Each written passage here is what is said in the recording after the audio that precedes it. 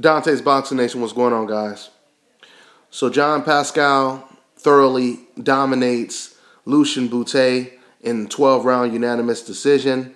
Michael Buffer, he incorrectly read the scorecards. The correct scorecards was 116-112, 118-110, and 117-111.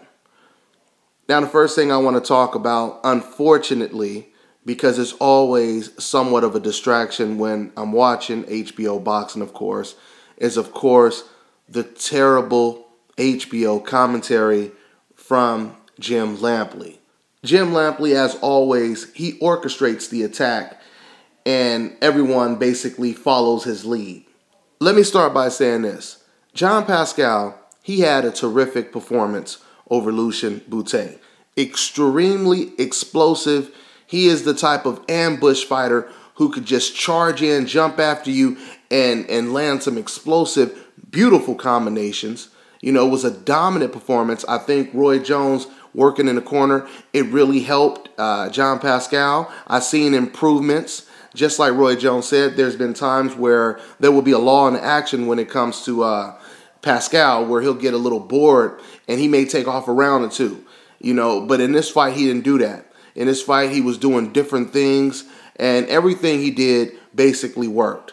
You know, from the beginning, from the first round to the end, Lucian Bute, you could tell that he was nervous. He was tentative. He didn't really want to trade with John Pascal because John Pascal was so quick, he was so powerful, and he was just overall so much better and skilled and more confident than Bute.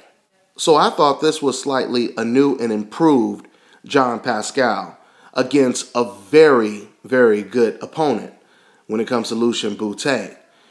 Now, when it comes to Jim Lampley, when it comes to HBO'S Jim Lampley and his horrible commentating skills, he did not give Pascal any credit throughout the entire fight for dominating the fight. According to Jim Lampley, he wasn't dominating the fight because he was better than Bute. He was only dominating the fight because this wasn't the same Bute. This was a different Bute. And then he even said in the fight, you know, this is not just Pascal being too good for Bute. This is simply just a case of Bute not being as good as he was before. He didn't give Pascal not any credit for dominating this guy.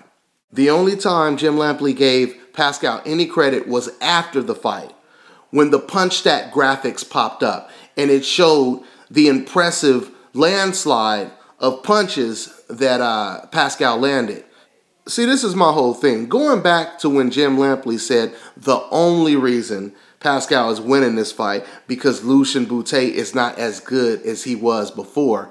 How do you make a statement like that when Lucian Bute had never fought Pascal before? Jim Lampley makes it sound as if Pascal and Bute, they fought against each other like 2 years ago when Bute was undefeated. And in that fight, Bute, he got the best of Pascal. But now, 2 years later, present day, they have a rematch. And since, you know, Bute's taken losses since then, now this is not the same Bute because he's not fighting Pascal the same way he did before. That's what Jim Lampley is insinuating. That's what he's basically trying to imply. But like I said, you cannot say the only reason, you know, he's winning because of this, because of that. What are you trying to say? You trying to say there's no way John Pascal could have beaten a Bute at his best? That's what you call Jim Lampley being extremely biased at his best.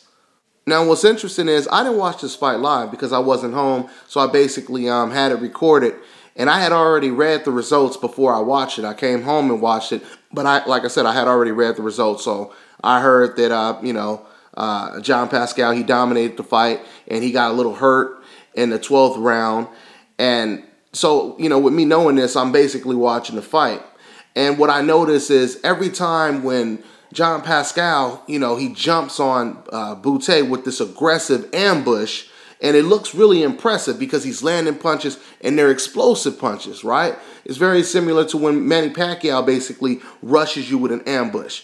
And I noticed throughout the whole fight, you know, Jim Lampley is a blow-by-blow announcer.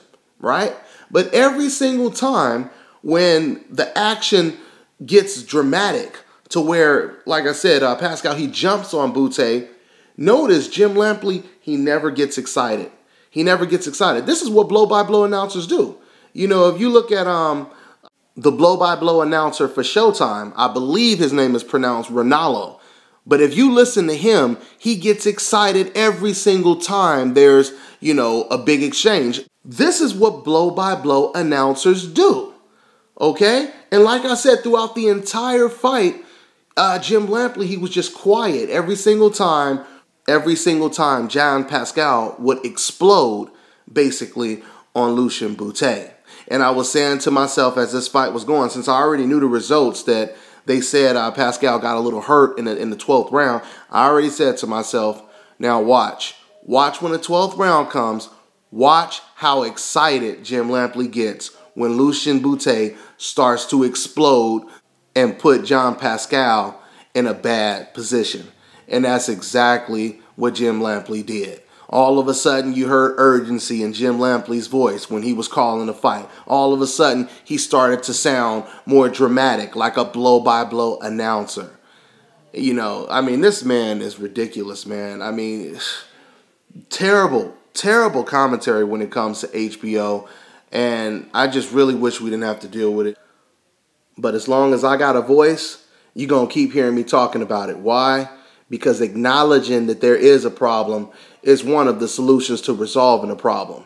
Now, I know I can't change the ignorant double standards that goes on when it comes to Jim Lampley and HBO, just, you know, my voice alone, but hopefully more and more people start talking about it and we make a difference by way of numbers. Matter of fact, I think that we have already made a difference when it comes to the YouTube community, the social media community, because even after the Tim Bradley-Pacquiao fight, when Harold Letterman turned in a ridiculous scorecard of 11 rounds to 1 in a fight that was extremely close, he received a lot of criticism. Even though a lot of people said that Pacquiao was robbed, Harold Letterman and HBO, they still received a lot of criticism from the way they called the fight and the way Harold Letterman scored the fight. Now, immediately after that fight, I remember Nonito Donaire was fighting against Mathabula. And it surprisingly, all of a sudden, Harold Letterman, after 10 rounds, Harold Letterman, he had Mathabula winning the fight against Nonito Donaire on his scorecards. And I think that was a somewhat of a makeup call, a way for Harold Letterman to try to prove to the world that he's not biased, because it happened right after the Manny Pacquiao-Bradley fight. And then I noticed since the Bradley-Pacquiao fight, Harold Letterman, he's been scoring a lot of fights a lot more fairly because of that Manny Pacquiao-Bradley fight. That's what I believe, at least. Okay, so the point that I'm making is definitely it makes a difference. Even in the Marquez versus Bradley fight, we seen a complete different type of scoring or scorecard that Harold Letterman had in that fight. Harold Letterman, he almost had the Marquez-Bradley fight, you know, somewhat of a shutout. I think he had it somewhat, not a shutout. Let me retract that. He had it somewhat like 8 rounds to 4 or 9 rounds to 3. Okay, but it was a total different type of scorecard than the Bradley versus Pacquiao scorecard. And once again, I believe that comes from the criticism that they've received from all of the writers, the fans, and the social network, the social media community, excuse me. So anyway, I'll talk a lot more about that on other videos. But for now, let me go back to John Pascal. So yeah, man, terrific performance. And, you know, I really wish that I could start watching all of the fights by way of Sky Sports. But see, me, I like to watch my fights in high definition. You know, I like to get the quality. I got the surround sound, everything going on. So I don't really watch a stream unless, you know, there's a pay-per-view fight that I think is not worth paying for. Okay? But anyway, like I said, Pascal, he put on a terrific performance. He was asked at the end of the fight what he thought about Adonis Stevenson, and I thought he responded in an interesting way. When asked if Pascal wants to fight Adonis, Pascal basically said that, he's Haitian like me. He comes from the same country as me. So I'm really proud of him, and shouts out to Superman Adonis. To me, that tells me that Pascal, he doesn't want to fight his own countrymen. Not really that he's afraid of him. Pascal, he did beat Adonis twice in the amateurs, and basically he doesn't want to fight his own countrymen. Just like Gamboa said that he would never fight another Cuban fighter.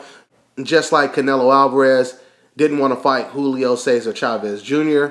But then again, that may not be the best example, because there's a lot of fighters that Canelo doesn't want to fight. But even with Andy Ruiz, we don't ever hear him talking about fighting Chris Arreola, right? I mean, the truth of the matter, and this is a whole different subject, but the truth of the matter is the majority of people that come from a certain country, they do not want to fight their own countrymen unless they have to. Unless the whole division is the same race, then you have no choice. Just like the NBA. You're going to be forced to play against other black teams because everyone in the NBA is black, right? It's the same thing in the sport of boxing, too. That's the reason why there's never been any talks, really, not any serious talks of Marcos Maidana fighting against Matisse. They're both from Argentina.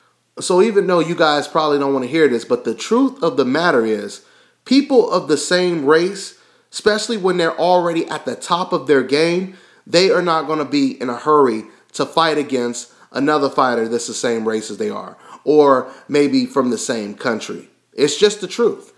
So the bottom line is John Pascal, he put on a terrific performance. Like I said at the beginning, it looked like he improved a little bit. I look forward to seeing him go against some more of the light heavyweights. Like I said, he most likely isn't going to fight his own countryman, Adonis Stevenson. But, I would really like to see him against Kovalev. Yeah, I said before, I think that the Stevenson versus Kovalev fight right now is a 50-50 fight. But when it comes to Pascal versus Kovalev, I see that as somewhat of a 70-30 fight in favor of Pascal.